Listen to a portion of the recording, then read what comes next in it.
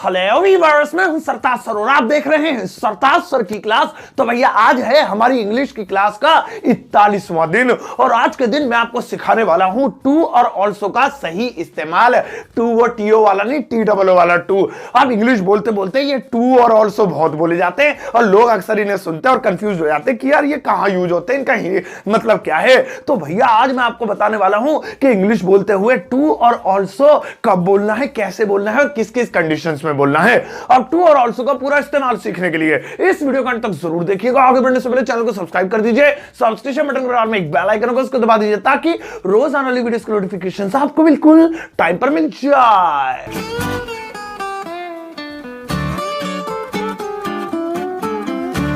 तो चलिए गाइस शुरुआत करते हैं इस वीडियो की और आज 41वें दिन मैं आपको सिखाने वाला हूं ऑल्सो और टू का सही इस्तेमाल। अब सबसे पहले मैं आपको ऑल्सो के बारे में बताऊंगा, फिर टू के बारे में बताऊंगा और फिर ये दोनों बताने के बाद मैं दोनों को कंपेयर करके आपको दिखाऊंगा ताकि अच्छे से भेजे में घुस जाए और आपको समझ में आ जाए ये ऑल्सो और टू लगाते कहां हैं। आओ सबसे पहले बात करते हैं ऑल्सो की। अब इस ऑल्सो की हिंदी होती है भी, भिंडी नहीं भी। मैं भी जाऊंगा, मैं भी खाऊंगा, तुम भी आओगे। ये जो भी होता है ये इंग्लिश में ऑल्सो कहलाता है। अब भाई इसको बनाने के लिए फॉर्मूला देखो और फॉर्मूले पे जरा नजर मारना, गौर से स्किप मत करना। एक एक चीज काम की होती है, तुम भगा मत करो, पूरी वीडियो देखा करो, एक एक सेकंड कीमती होता है। फॉर्मूले पे नजर मारना क्योंकि टू का फॉर्मूला इससे कंपेयर करना है तो आपको समझ में जब ही आएगा अगर आप नजर मारोगे। चलो फिलहाल आओ आप फॉर्मूले पे नजर मारो। तो सुनो सबसे पहले सब्जेक्ट जो भी आपका ही शी निमेंट आयु विदे सब्जेक्ट है, उसके बाद हेल्पिंग वर्ब।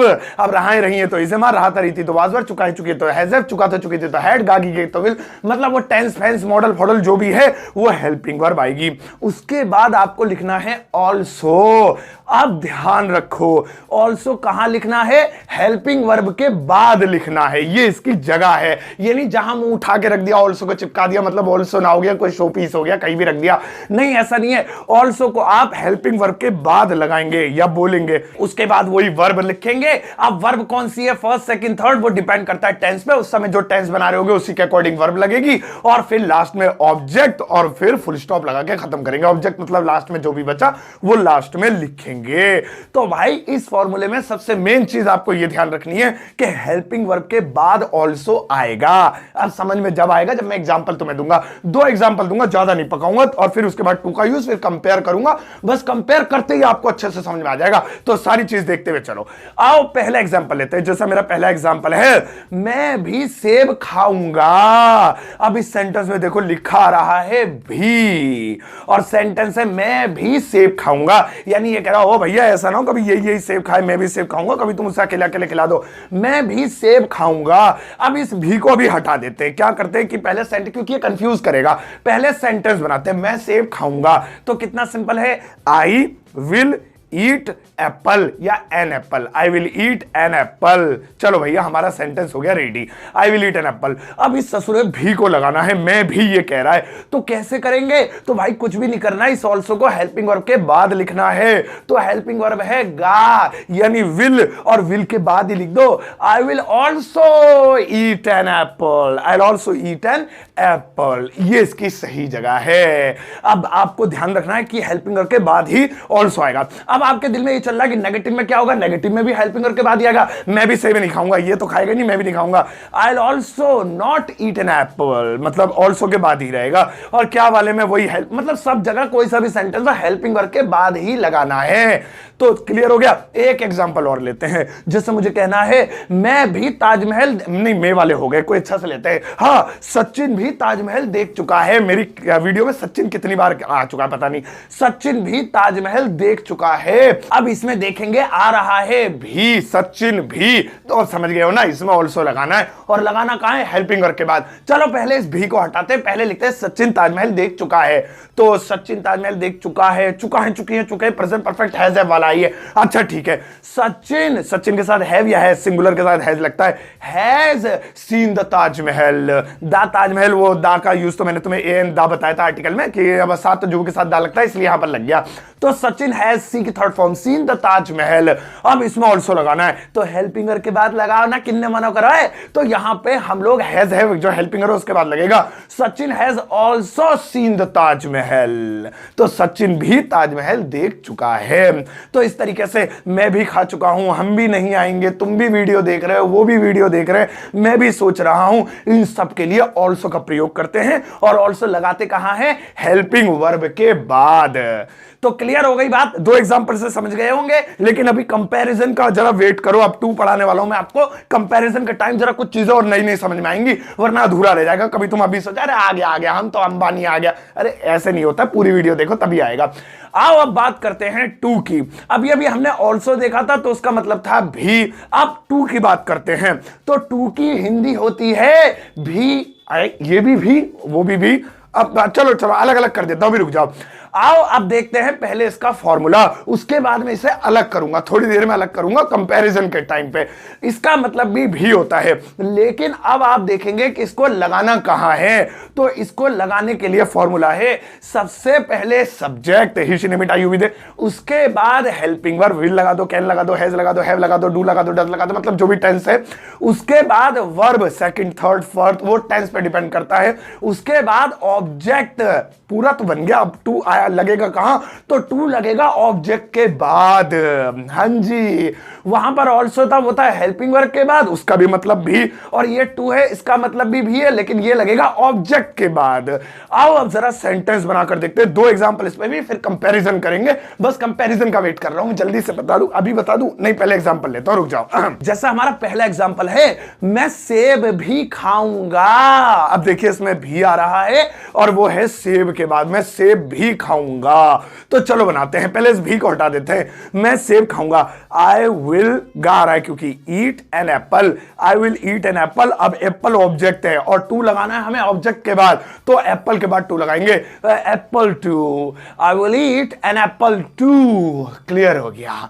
एक एग्जांपल और देखो, जिससे मुझे कहना है सचिन ताजमहल भी देख चुका है। अब इस एग्जांपल में फिर से आ रहा है भी, ताजमहल भी। चलो इसे बनाते हैं, पहले भी हटा देते हैं, सचिन देख चुका है, सचिन हैज सीन, अभी पहले भी तो यही बनाया था, सचिन हैज सीन, चुका है, चुके के लिए सी की थर्ड फॉर्म द ताजमहल, तो यहां पे हो गया Sachin has seen the Taj Mahal. अब टू लगाना है, तो टू लगाना ऑब्जेक्ट के बाद, सचिन ऑब्जेक्ट नहीं है, हैज हेल्पिंग वर्ब है, सीन वर्ब है, द ताजमहल ऑब्जेक्ट है, हां ठीक है, इसी के बाद टू सेट करते हैं, the Taj Mahal too, Sachin has seen the Taj Mahal too. हो गया भैया। अब आओ करते हैं कंपैरिजन कि आखिर ये क्या हो रहा है, कब टू लगाना है, कब ऑल्सो लगाना है, क्योंकि दोनों का मतलब भी है। तो ऐसा करने के लिए हमें दोनों के पहले पहले एग्जांपल्स को इकट्ठा करना पड़ेगा। अब आप अपनी स्क्रीन पर देख रहे हैं वो 2 एग्जांपल, पहला है मैं भी सेब खाऊंगा, दूसरा है मैं सेब भी खाऊंगा। दोनों को ध्यान से देखो, दोनों में एक तिनके की भी कमी नहीं है, दोनों में मैं है, दोनों में भी है, दोनों में सेब है, दोनों में खाऊंगा, दोनों में गा है, यानी विल लगेगा। कुछ भी कम या ज्यादा नहीं है, फर्क इतना है कि भी की पोजीशन बदल दी है। एक में कह रहा है मैं भी सेब खाऊंगा, यानी सब्जेक्ट के बाद भी आ रहा है, एक में कह रहा है मैं सेब भी खाऊंगा, यानी ऑब्जेक्ट के बाद भी आ रहा है, और एक भी की पोजीशन बदल देने से पूरी मीनिंग चेंज हो गई। ऊपर वाले में कह रहा है ओए मैं भी सेब खाऊंगा, कभी सारे सही से खिला दे, ओए हट मोटे मैं भी सेब खाऊंगा, और नीचे वाले में कह रहा है हाँ भैया मैं सेब भी खाऊंगा, कभी केले केले पकड़ा दो हमें सड़े हुए, मैं सेब भी खाऊंगा। दोनों का मतलब अलग अलग है। तो कुल मिला के बात यह है, सब्जेक्ट के बाद अगर भी आए, जैसे मैं भी, तुम भी, हम भी, तो ऑल्सो लगेगा, टू नहीं लगेगा। और ऑब्जेक्ट के बाद अगर भी आए, सेब भी, कार भी, ताजमहल भी, तो टू लगेगा। ये कंपैरिजन है। तो मैं भी सेब खाऊंगा, I will also eat an Apple, also का लगता है हेल्पिंग वर्ब के बाद, और कब लगता है जब हिंदी में भी सब्जेक्ट के बाद आए। और मैं सेब भी खाऊंगा, I will eat an apple too, तो यहां पे टू इसलिए लगा क्योंकि भी अब मैं के बाद नहीं है, सब्जेक्ट के बाद नहीं है, अब एप्पल के बाद है, सेब के बाद है, ऑब्जेक्ट के बाद है, तो मैं सेब भी खाऊंगा। इसी तरीके जैसे मुझे कहना है हाँ मैं भी कार चला रहा था। अब इसमें मैं के बाद भी आ रहा है, ऑल्सो आएगा। मैं कार भी चला रहा था, इसमें टू आएगा क्योंकि कार के बाद भी आ रहा है। जैसे मुझे कहना है अरे तुम भी जा सकते हो, ठीक है तुम भी जा सकते हो, तुम के बाद भी, सब्जेक्ट के बाद भी आ रहा है, ऑल्सो आएगा। ओ भाई तुम मोबाइल भी ले जा सकते हो, ठीक है मोबाइल ले जा सकते हो, मोबाइल भी ले जा सकते हो। अब तुम के बाद भी नहीं आ रहा है, मोबाइल यानी ऑब्जेक्ट के बाद भी आ रहा है। तो भैया आप ध्यान रखना कि अगर किसी भी हिंदी वाक्य में सब्जेक्ट के बाद हिंदी में भी आए तो अंग्रेजी में ऑल्सो लगेगा और उसे हेल्पिंग वर्ब के बाद चिपकाना है इंग्लिश वाले सेंटेंस में। और अगर हिंदी में ऑब्जेक्ट के बाद भी आए, सब्जेक्ट के बाद भी ना आए, ऑब्जेक्ट के बाद आए तो अंग्रेजी में टू लगेगा और उसे अंग्रेजी के सेंटेंस में ऑब्जेक्ट के बाद ही लिखना है। अब एक काम करते हैं, वीडियो ज्यादा लंबी नहीं करना चाहता हूं, आपका टाइम में बहुत केयर करता हूं। I just love you too much, three much and पता नहीं 2-3 हजार मच। अब मैं एक काम करता हूं, आपको कुछ सेंटेंसेस देता हूं, आपके स्क्रीन पर दिखाई देंगे, आप उन्हें पढ़ना और रोकना नहीं, बोलते बोलते मैं बोलता रहूंगा, आप पढ़ लेना जल्दी से और आपको आइडिया हो जाएगा उससे और देख के कि कहां पर ऑल्सो लग रहा है, कहां पर टू लग रहा है। बस आपको भी का ध्यान रखना है कि भी सब्जेक्ट के बाद तो नहीं आ रहा है या ऑब्जेक्ट के बाद तो नहीं आ रहा है। मैडम लगाओ जरा, ये देखो। अरे मैडम प्लीज आप टाइपिंग मिस्टेक मत क्या करो, आप वीडियो में पिछली 2-3 निकल गई हैं, ध्यान रखा करो, मेरी इज्जत का ख्याल रखा करो। सलमान खान, अक्षय कुमार ने मुझे से अंग्रेजी सीखी है। हाँ तो यहां पे अब आप देख रहे हैं कुछ एग्जांपल्स, इसमें टू भी है ऑल्सो भी है, लेकिन देखो जहां सब्जेक्ट के बाद भी है वहां ऑल्सो लगाया है और अंग्रेजी में ऑल्सो हेल्पिंग वर्ब के बाद है। जहां ऑब्जेक्ट के बाद भी है वहां टू लगाया है और अंग्रेजी में ऑब्जेक्ट के बाद टू लगा हुआ है। ऐसे ही ऑल्सो टू का इस्तेमाल आपको करना है, तसल्ली से करना, बहुत आराम से, ईमानदारी से। अब बारी है आपके होमवर्क की, जिसे मैं बोलता हूं यू वर्क, यूट्यूब का होमवर्क। लगाओ मैडम, फिर से वो लगाओ, आपकी रिक्वेस्ट कर करके हमारे हाथ घिस गए। हाँ देखो ये रहा होमवर्क। अब इसमें वही भी आ रहे हैं लेकिन कहीं सब्जेक्ट के बाद है, कहीं ऑब्जेक्ट के बाद है, तो ऑल्सो टू का सही इस्तेमाल करते हुए इंग्लिश में ट्रांसलेट करना। सबसे पहले अपने नोटबुक में नोट कर लेना, रजिस्टर बना लो, एक बढ़िया सा खरीद लो, रफ रजिस्टर नहीं फेयर वाला चाहिए, मैं चेकिंग करने आऊंगा घर पे। और फिर उसके बाद इस वीडियो के कमेंट बॉक्स में पोस्ट कर देना, मैं लाइक कर चेक कर दूंगा, कोई गलती करोगे तो कमेंट में आपको बता दूंगा।